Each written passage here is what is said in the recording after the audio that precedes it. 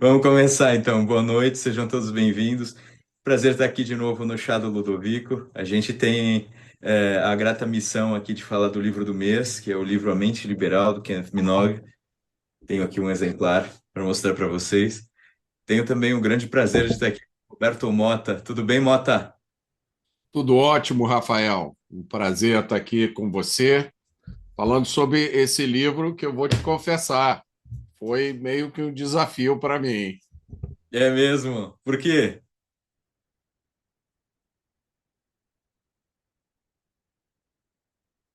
Aqui eu formei ao longo da. Vocês estão me ouvindo bem? Parou um pouquinho, mas eu estou ouvindo agora. Deu aqui algum. Está dando algum problema aqui na internet. Se tiver algum problema, vocês me interrompam aqui e me avisam, por favor. Eu não achei esse livro um livro fácil. Eu achei ele um livro desafiador, por alguns motivos. Primeiro, ele é um livro que, na maior parte, discute conceitos abstratos e muitas vezes aborda esses conceitos trazendo um grande componente de erudição. Então, não é assim um livro, não é uma escrita para fazer uma comparação aqui que me vem, duas comparações que me vêm à cabeça, por exemplo, Roger Scruton ou um Sim, Thomas Sowell. sim. Esse livro eu frequentemente tive que parar, ler de novo, pensar. Algumas vezes ele faz referência a pensadores e passagens que não me eram familiar. E aí eu fui olhar a data de publicação original do livro. Foi em 1963. 83. É. E eu acho que isso, alguns trechos do livro são datados, né, por causa disso. E teve um aspecto do livro que me chamou a atenção, que eu inclusive falei com o Pedro logo no início, eu tomei um susto, porque em algumas partes do livro, principalmente no início, o Kenneth usa o termo liberal com o significado que ele tem nos Estados Unidos, ou seja, Isso. esquerdista, É. o que complica na minha, assim, tornou a leitura complicada. Eu não verifiquei o original inteiro. Eu dei uma lida nos trechos do original, mas eu não vi se no original ele também usa a mesma palavra. Que eu Mas saiba. diga. Olha, que eu tenho entendido, ele, aqui nesse Mente Liberal, ele usa a palavra liberal tentando, às vezes, ele pressupõe que a gente esteja compreendendo as transições históricas e, por vezes, ele explica.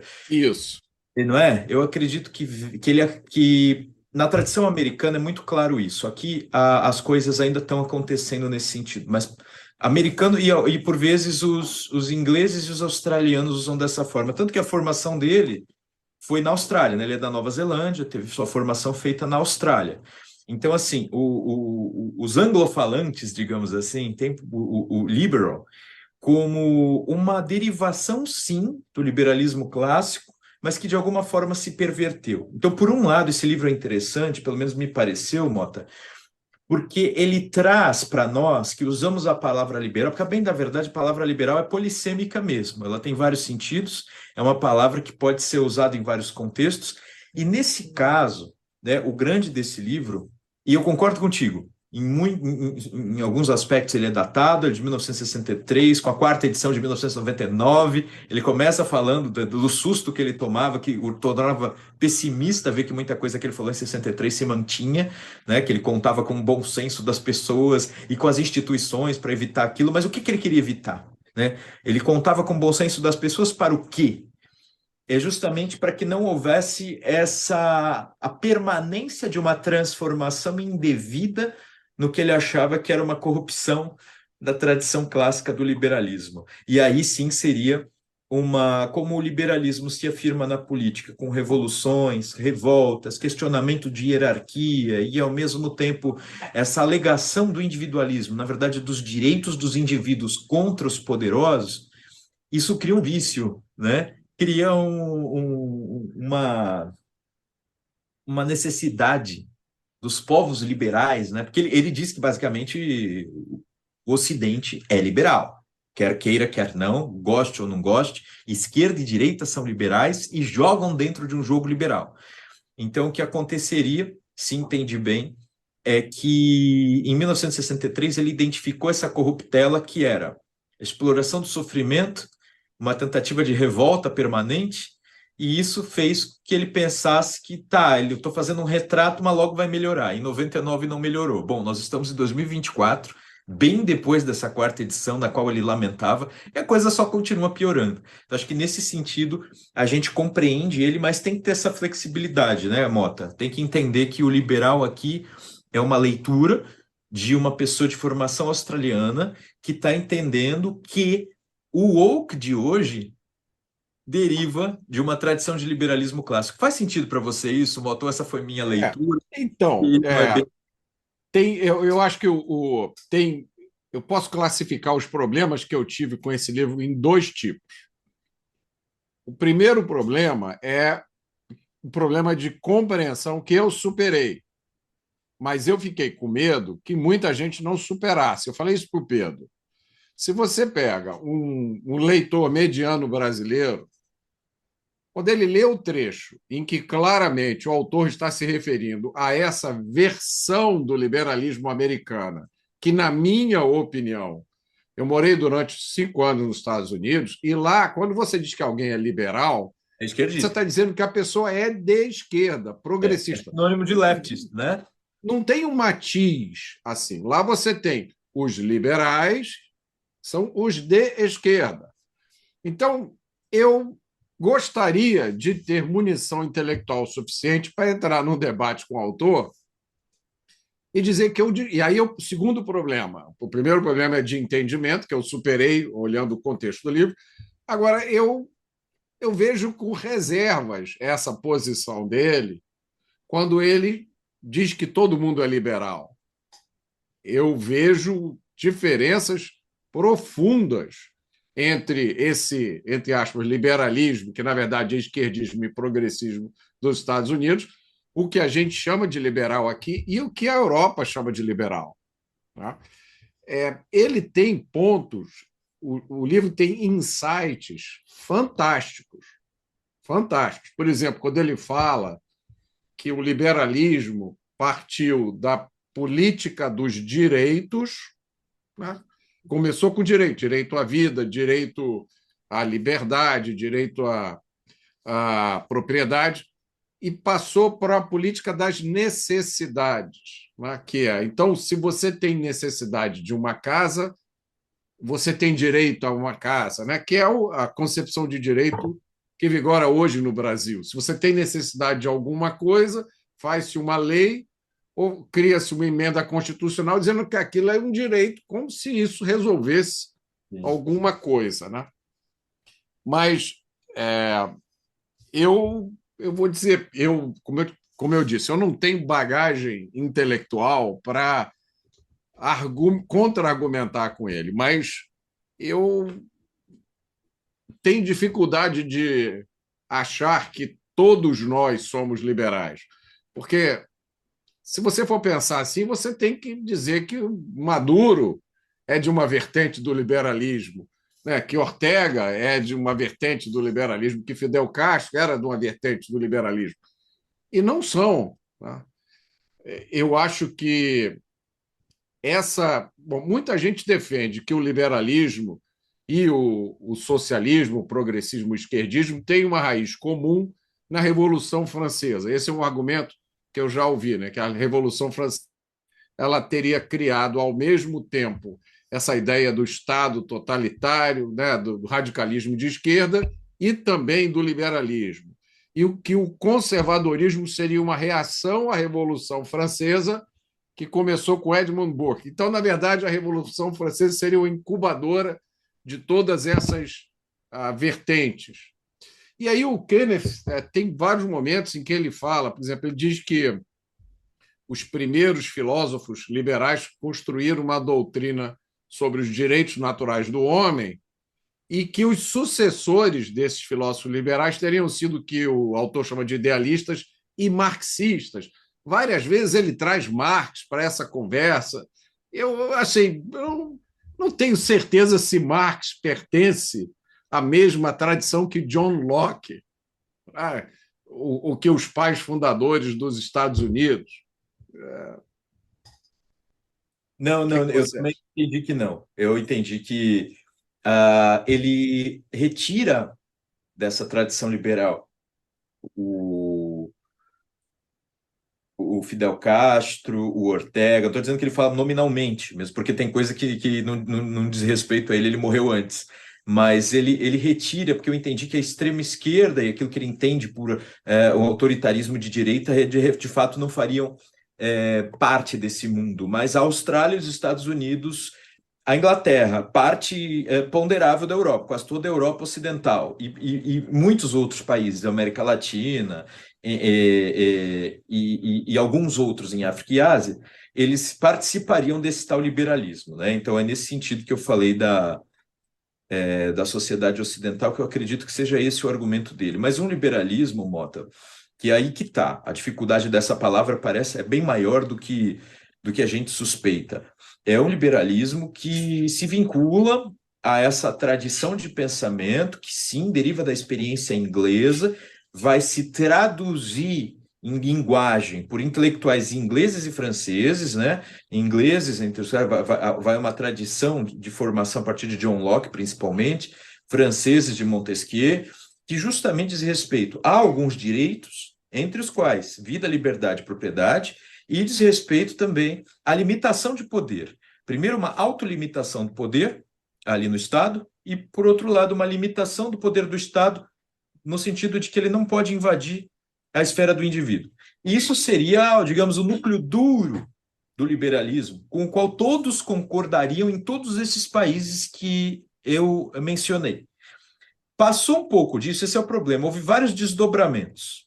E muitos dos desdobramentos derivariam da ideia de que, bom, se a gente deu direito para o indivíduo para protegê-lo contra a sanha violenta, taxadora, né? De atribuição de tributo, ao mesmo tempo de tentativa de invadir a esfera privada, enfim, nós damos direito aos indivíduos.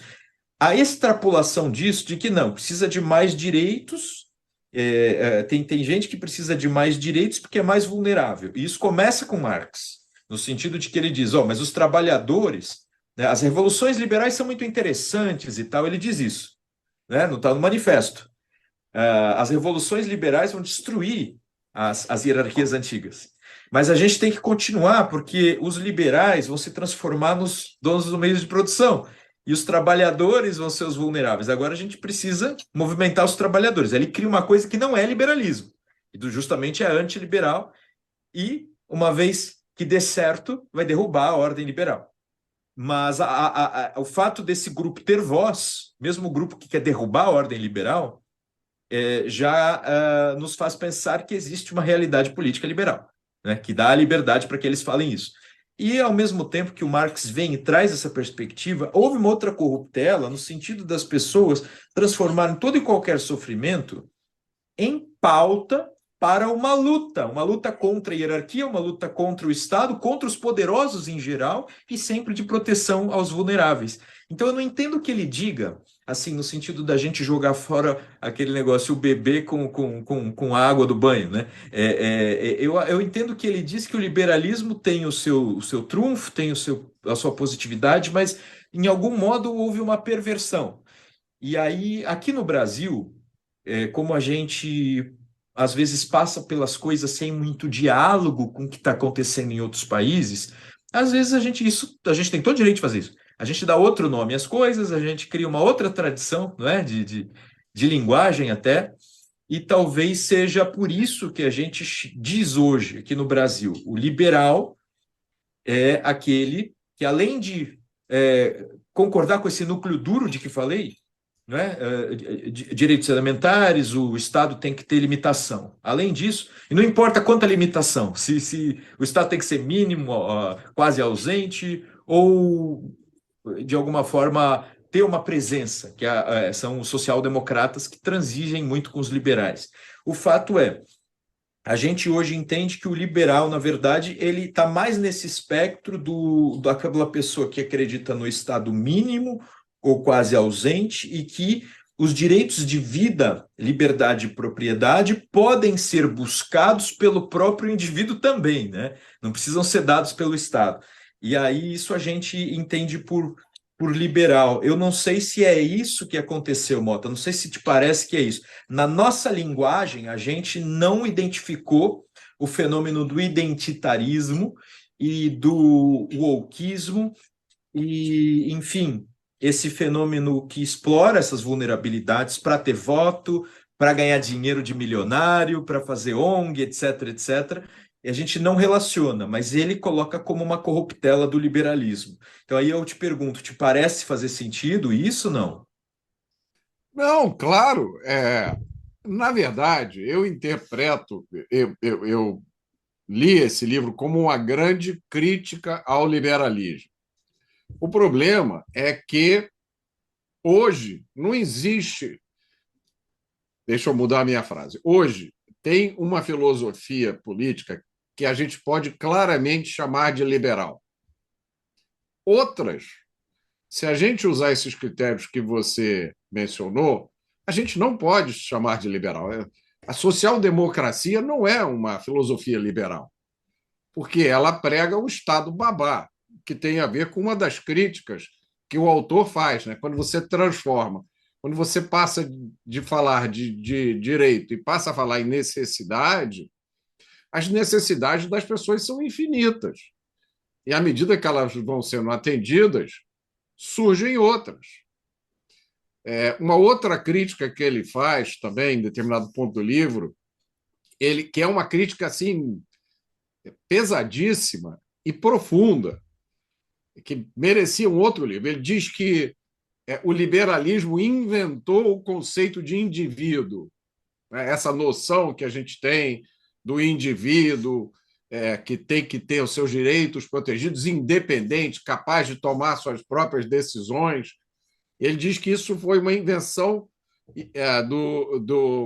da ideia liberal. E aí, eu até anotei aqui na página 36, ele diz o seguinte: também, olha que coisa impressionante, olha que crítica poderosa. Ele diz: liberalismo é uma ideologia que surgiu dentro de uma tradição cultural específica e herdou características de atividades realizadas dentro dessa tradição cultural associada ao desenvolvimento da ciência e à política da reforma no mundo anglo-saxão. Ou seja, John Locke pensou aquelas coisas que ele pensou e escreveu, não necessariamente porque aquelas coisas são verdadeiras e universais, mas porque aquelas coisas faziam sentido dentro da tradição na qual ele já vivia, né? E isso aqui, Rafael, vem muito a calhar quando a gente fala de levar democracia e ideias ocidentais para outros lugares do planeta onde isso nunca existiu, né? Tipo o Oriente Médio ou no Oriente. E aí, quando a gente fala da China, quando a gente fala da Rússia, eles nunca tiveram essa tradição cultural. Como é que você vai desembarcar lá agora e começar a falar dos direitos do homem? Todo homem tem direito à vida, à liberdade de expressão. Como assim? Na Rússia nunca aconteceu isso, de você poder dizer o que você quer. Na China também não. Na Arábia Saudita também não. Tá? Então, eu acho que ele tem grandes insights, grandes sacadas. Deixa eu pegar uma outra aqui, olha, outra aqui na página 114. Essa aqui também foi uma sacada. Ele disse o seguinte: há uma crença liberal de que liberdade individual e felicidade estão sempre em harmonia. E é uma coisa que nós tomamos como dogma, né? Que liberdade individual é pressuposto para a felicidade. Tanto que isso está escrito na Declaração Parei de de te Independência ouvir. dos Estados Unidos, né? Vida, liberdade e Não sei se fui busca eu da que caí felicidade. ou você, Mota. Oi?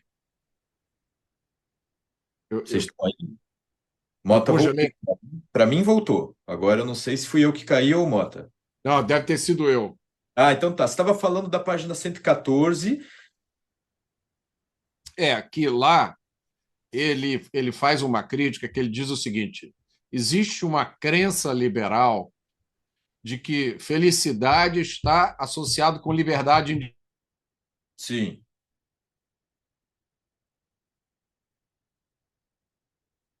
Para isso. Eu não te ouvi agora.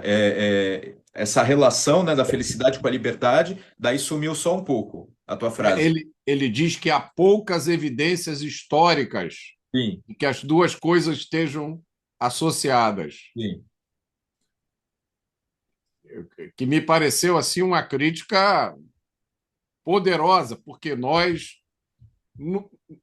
todo mundo que não é de esquerda hoje associa felicidade com liberdade individual. sim.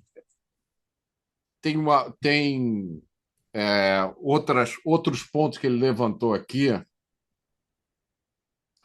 É, deixa eu ver aqui. Um ponto que ele levantou também, que é a confusão. Isso está na página 172, 173 e 174. Ele fala da confusão que se faz entre Estado e sociedade, que muitas pautas políticas que seriam intragáveis se você pregasse elas dizendo que são necessidades do Estado, elas ficam tragáveis quando você diz que são demandas da sociedade. E ele fala também que os liberais criaram uma forma de dizer que a participação política do cidadão é obrigatória. O liberal coloca isso como uma obrigação, um argumento moral. Então, a ideia da democracia liberal pressupõe um engajamento permanente dos cidadãos. A gente vê isso todo dia, eu escuto isso todo dia na televisão, tá?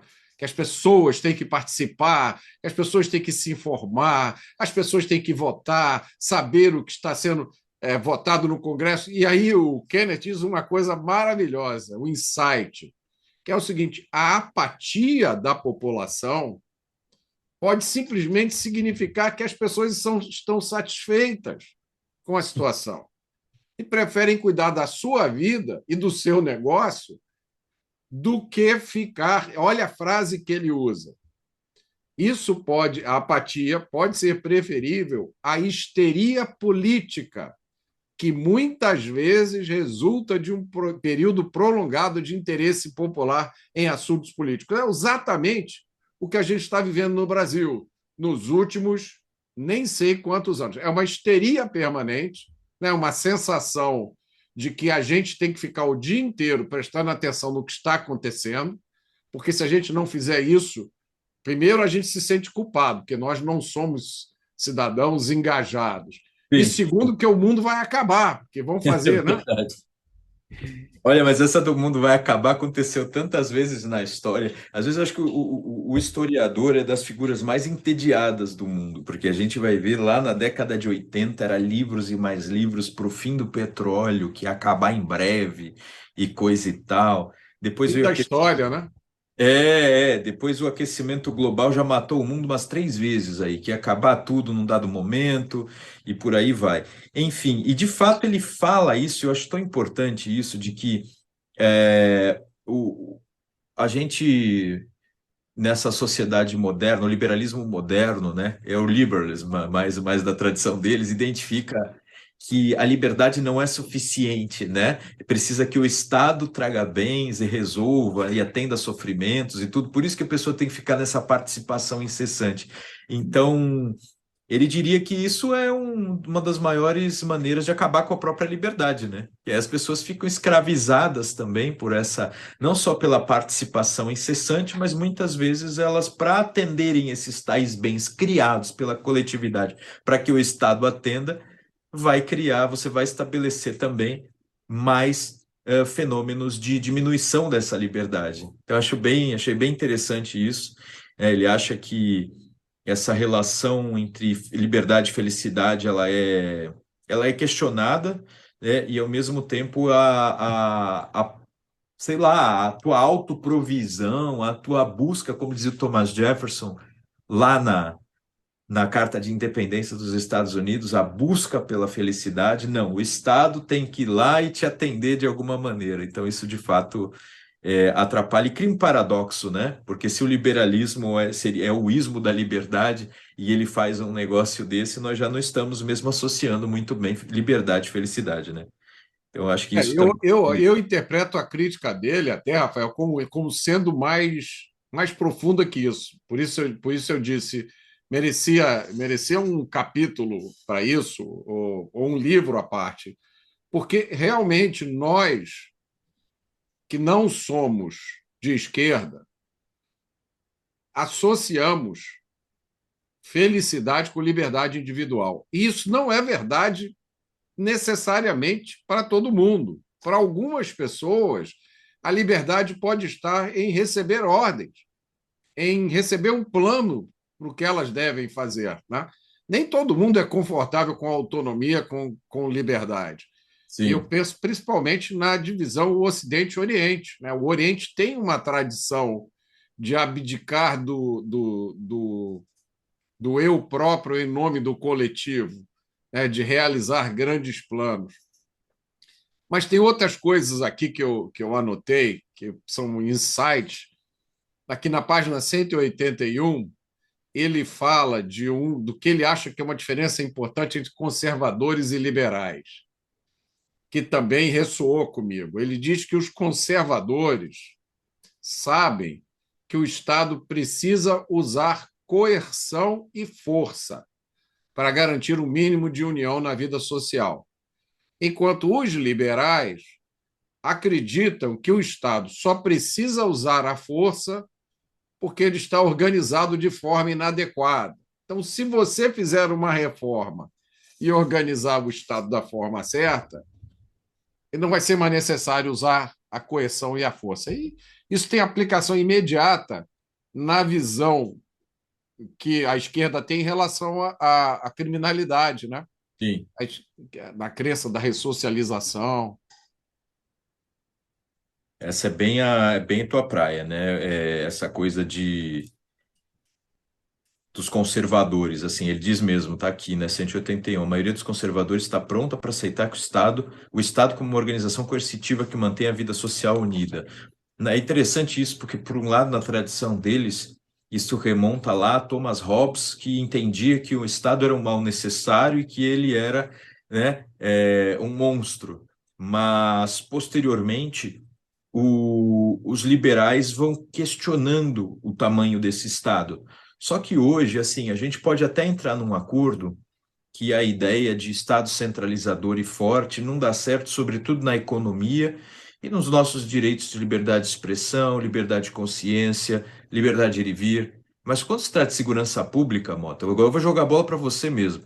Eu acho que é o maior dos papéis do Estado, ainda que nós todos tenhamos, né, o direito de ter armas, o Estado, como o detentor do monopólio do uso da força, do uso legítimo da força, deve sim ser equipado para proteger a sociedade contra o crime. O que te parece? Não há dúvida, não há dúvida quanto a isso. Eu só nunca tinha. O insight aqui é perceber essa diferença entre o pensamento conservador e o pensamento liberal. Sim, E ele tem razão. Tem outro insight dele aqui, Rafael, na página 226, em que ele fala de duas visões sobre a vida, né? Tem uma visão que ele chama da visão clássica da vida. O que é isso? É o entendimento de que as capacidades do homem são limitadas e que o desenvolvimento humano é produto de uma cuidadosa criação com instituições sociais e políticas. Né? E que, se a gente quiser manter e avançar a civilização, a gente tem que tratar as instituições com muito cuidado e controlar nossos impulsos para que eles não enfraqueçam os laços sociais e políticos. E aí ele dá como um exemplo, que eu achei muito bom, o fato a instituição do casamento. Você, quando casa, você tem que controlar as suas paixões. É incompatível, o casamento é incompatível com o pleno exercício das suas paixões amorosas. E aí ele contrasta isso que ele chama de visão clássica da vida com a visão romântica da vida, que é essa crença de que a capacidade do homem é ilimitada e que basta você libertar o homem das amarras das instituições sociais para que cada um possa ser o que ele deveria ser. Né? E aí ele diz que a visão romântica da vida, essa visão que a gente vê ecoar toda hora em coluna de autoajuda, livro de autoajuda, nos coaches, né? De que todo mundo tem o potencial e a capacidade de chegar no topo. É óbvio que não tem. Topo não é para todo mundo, topo é para alguns. Ou não seria topo. Se todo mundo chega no topo, o topo vai virar uma planície. E ele diz que a consequência mais provável, consequência política dessa visão romântica, é o liberalismo. Eu achei também uma crítica ácida e poderosa ao liberalismo. Sim, sim, é interessantíssimo isso. Ele coloca até das hierarquias, né? Se você quer sempre ter a ambição de assumir a posição daquele que está numa hierarquia acima de você, isso pode ocorrer no exército, no ambiente profissional, e aí você deu o exemplo mais radical, que é o do casamento. Nunca vai ter uma condição pacífica e estável de busca coletiva por algo, né? É interessante isso porque o hiperindividualismo, e isso é sim uma corruptela aí, uma derivação do liberalismo, ele leva a isso. E, Mota, eu até diria que a direita hoje padece um pouco disso, no sentido de que o individualismo exacerbado, que faz parte aí, que tão bem caracteriza esse grupo político, ele faz com que não haja nem sequer uma cogitação de obediência. Então não há obediência, não tem hierarquia. Se não tem hierarquia, todos são indivíduos tais e quais. E aí, por isso que as críticas são feitas no maior striptease moral, no X, no Twitter, nas redes sociais, e as brigas são todas sempre expostas. Quanto ao outro assunto, ainda lá da página 181, eu insisto que a tradição conservadora aqui no Brasil mesmo, ela já era assim. Aqueles que entendem que deve usar violência são sempre mais conservadores, os liberais, ou mais pacifistas, ou mais não tem nada a ver com isso. Você pode ver que no segundo reinado, o grande problema do Pedro II foi que havia um liberal no poder, né? Que era o Zacarias de Góes Vasconcelos, ele era o primeiro-ministro, que o cargo se chamava presidente do Conselho de Ministros, e aí queria imprensa livre, a imprensa atacando o exército, atrapalhando tudo, e ele e ele debatia lá no parlamento essas coisas, e o que que precisava? Da porrada. Então aí a ideia era favorecer o Caxias e não atrapalhá-lo. Então essa foi uma crise gravíssima ali na década de 60 do século XIX, com Pedro II, e essa ideia dos conservadores serem autoritários, isso remonta a essa época. A ideia de hoje dos conservadores serem aqueles que não querem ser incomodados, também é uma coisa mais moderna, assim, de hoje, de agora. Em geral, o Partido Conservador Brasileiro que existia lá no Império era muito mais armado, muito mais intenso na justificativa de violência para a guerra, né? Para a guerra justa e para a segurança pública do que os próprios liberais. Então, de fato, o espírito de um certo pacifismo também deriva dos liberais. São duas das coisas aí que eu pontuei agora, Mota, que talvez passaria a bola. A questão de nessa leitura, ele fazer uma crítica ácida, ponderada e que às vezes faz sentido para incapacidade do hiperindividualista de fazer parte de coletividades dentro de sua posição, por sempre achar que faz sentido uma ambição, mas não é isso que se vendem, né? Que se vende por aí, os coaches, o empreendedorismo e coisas assim. Você pode chegar no topo, você pode chegar na conta bancária tal, você pode atingir tudo, então por que não? Então, nesse sentido, deriva sim do liberalismo, né? Você, indivíduo, por sua própria vontade e capacidade, pode tudo, e de repente você é incapaz capaz de fazer parte de um coletivo. Coletivo é uma palavra que tem dado coceira a quem é de direita, mas a bem da verdade, quando nós formamos grupos, quando nós integramos um projeto, quando nós fazemos parte de uma empresa, parte de um governo, existe sim hierarquia, se ela não for respeitada, cai todo mundo junto. O que que tu acha? Não, é isso aí.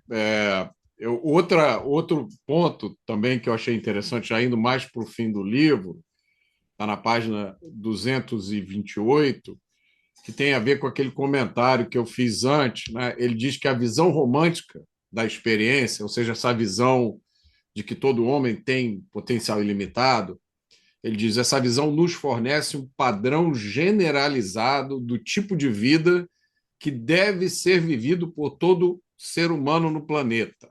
Então, a gente idealiza que todo ser humano no planeta tem que viver dessa forma, e aí ele diz: é um tipo de vida que, de fato, é vivido por uma minoria de pessoas, Sim, sim, a maioria das quais está situada no mundo ocidental. isso. Tá? E isso me. Assim, eu fiquei muito tempo pensando nisso, né? Porque a gente critica a esquerda, os progressistas, porque se apegam a utopias completamente irreais que eles pretendem tornar reais a ferro e fogo.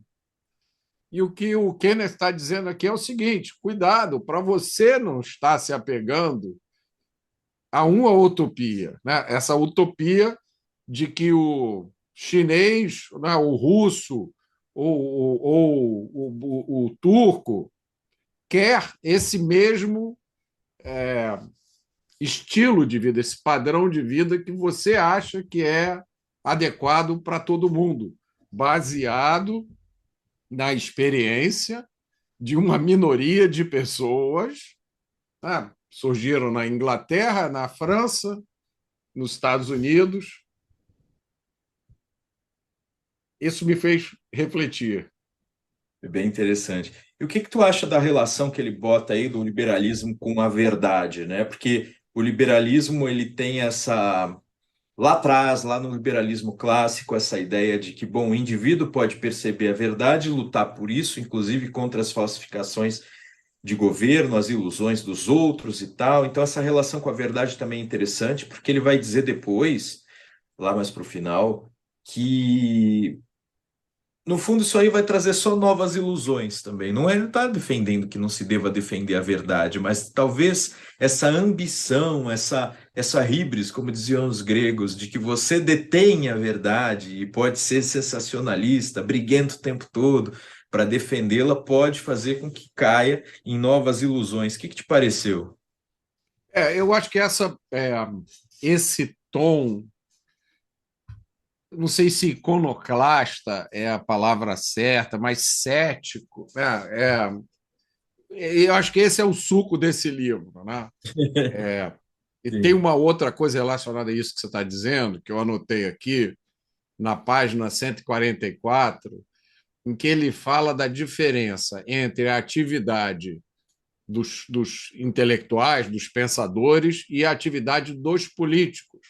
sim, Ele diz o seguinte: olha, não espere soluções práticas vindas dos filósofos e não esperem reflexões profundas dos políticos, que é uma coisa que a gente vira e mexe, a gente cai nessa armadilha aqui. A exato. gente exige que os nossos políticos conheçam os grandes pensadores, os grandes filósofos, tá? As ideias. E ele diz: não, não, não, não, a tarefa dos políticos é construir soluções políticas, que tem a Exato. ver com isso que você falou agora. Né?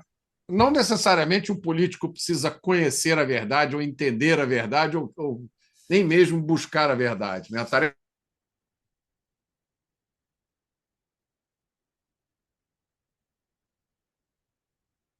de orçamento que ninguém tem a mínima ideia como é que funciona. Eu acho que eu perdi a conexão, né?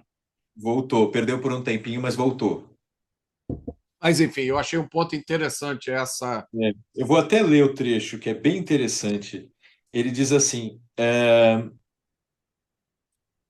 essas pessoas, né, as filosóficas e as políticas, né? Isso exige talentos diferentes. Esses talentos, embora possam ser combinados em uma única pessoa, há muitas evidências que sugerem que essa combinação é pouco frequente. Poucos políticos tiveram algo de muito interessante a dizer sobre filosofia política. E os filósofos políticos não se destacaram quando não foram desastrosos em tarefas de responsabilidade política. De fato, não há nenhuma razão para que eles sejam unidos dessa forma.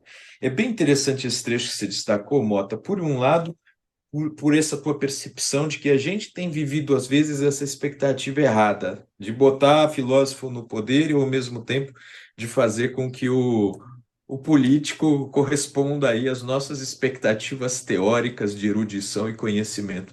Por outro lado, isso me remete à própria filosofia clássica, quando Platão dizia que o rei tem de se tornar filósofo ou o filósofo rei. E não deu muito certo que quando ele tenta aplicar isso com o primo dele, acaba dando tudo errado, ele é preso, vendido como escravo. Depois ele volta a filosofar lá longe. Então foi desastroso. Ele até diz aqui, né, o Kenneth, é quando não foram desastrosos nessa experiência, né, os filósofos lá na política. Então, e a Hannah Arendt faz uma reflexão, agora já na contemporaneidade, quando o mestre dela, Heidegger, vai se unir aos nazistas, ela diz: não, filósofo não dá certo dar poder para filósofo, porque ele conhece tanta coisa, ele tem tantas ideias e ele tem o mundo perfeito dentro da cabeça dele, que ele vai querer fazer isso com alguma pressa e vai usar de violência para isso, né? O certo na política são pessoas mais pacientes, pessoas que constroem paulatinamente, pessoas às vezes que não têm uma ideia fechada e acabada e pronta da sociedade, né? Eu não sei se isso corresponde à totalidade dos filósofos. Ele mesmo abre a possibilidade de existirem, né, exceções. Ele fala, bom, não são frequentes nessa combinação. Combinação, eu me refiro a reunir numa única pessoa o talento político e o filosófico. Ele mesmo diz que é pouco frequente, mas eu acredito que é muito interessante essa visão e, ao mesmo tempo, essa tomada de consciência. Eu sou muito mais teórico, por exemplo, muito mais estudioso do que político. Fui para a política algumas vezes, graças a Deus obtive sucesso, mas também não assumi grandes cargos, não disputei eleição. Eu fui também espécie de assessoria, né, de cargo que exige ação, exige o controle de orçamento, mas, sobretudo, de recomendação, assessoria, interpretação do que o chefe quer. Então, uma coisa bastante de respeito à hierarquia, de compreensão da situação e por aí vai. Eu não sei se eu estou na exceção, mas é muito difícil. Eu fico muito mais à vontade. Eu sou peixe dentro d'água, estudando, e sofro como se estivesse sendo asfixiado quando eu tô há 5 anos já na política, em cargos altos, assim, e sempre é muito sofrido, Mota.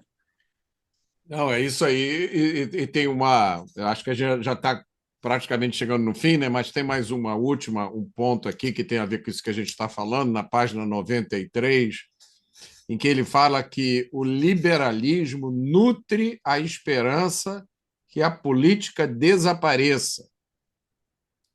E aí ele também fala que a doutrina liberal entrega os fatos da vida moral e política nas mãos mal intencionadas de cientistas sociais e políticos. É.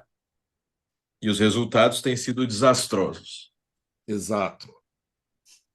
Então, eu acho que isso tem a Pois é. ver com o que a gente estava falando agora, né? Essa, Tem. essa visão que a gente frequentemente tem sobre a política como sendo. Isso eu vejo diariamente nos comentários no jornal, né? É uma visão que a gente tem da política como uma coisa errada, imperfeita, suja, mas que um dia vai ser. Exatamente. Um dia vai ser perfeita. Eu ouvi o teu primeiro um dia, depois eu vi você fazendo a expressão de mais duas. Pediria que repetisse, mano. Não, é a nossa expectativa de que um dia nós vamos eleger políticos melhores. Sim, sim. Bom, é isso. Eu vou passar então a palavra para a Camila. Não sei se a gente tem perguntas aí. E aí a gente interage. O que que você me diz, Camila? Não temos, Não? mas acho que o pessoal ficou prestando atenção no bate-papo e nem fez perguntas hoje. Então tá ótimo. É, Obrigado, viu, Mota? Ótima participação aí. Olha, esse livro ele faz parte de uma longa discussão, né, da tradição liberal aí, que remonta mais ao mundo anglo-saxão, mas que nos diz respeito, mas que nos toca, como disse o Mota muito bem, ainda que por meio dos insights dele, do que pela visão geral, porque a gente tem outra linguagem, outra compreensão da realidade política, mas ele nos traz luminosidade para muitos pontos interessantes e em outros traz desafios aí de interpretação e talvez haja assim aspectos datados. Te agradeço muito, Mota. Não sei se tem algumas palavras finais aí, senão a gente está encerrado o nosso chá. Não, eu só queria agradecer e dizer que o livro do mês que vem, esse promete, hein? O livro do mês que vem, biografia do João Paulo II, do Papa, do São João Paulo II. Olha, que prazer está sendo essa leitura e também estou muito animado com esse livro, Mota. Isso aí. Então a gente se Obrigado. encontra em A gente- breve. Um abração, Mês que- obrigado a todos que estiveram aqui, obrigado, Camila. Imagina, mês que vem estamos aqui de novo.